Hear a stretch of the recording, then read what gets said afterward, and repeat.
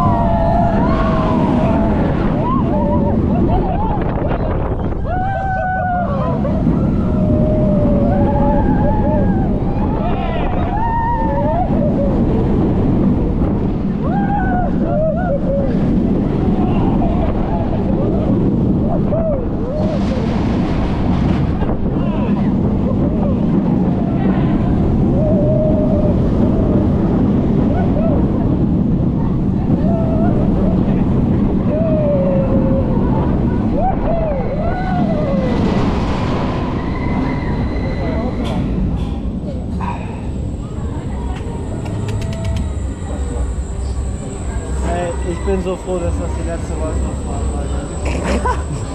Ich schwöre sogar, mein Kopf. Hier sonst fresh aus. Ich habe schon eine Tomapyrin-Intus, anders halte ich das nicht aus. Was? Eine Tomapyrin, eine Kopfschmerztablette habe ich schon drin. Ja.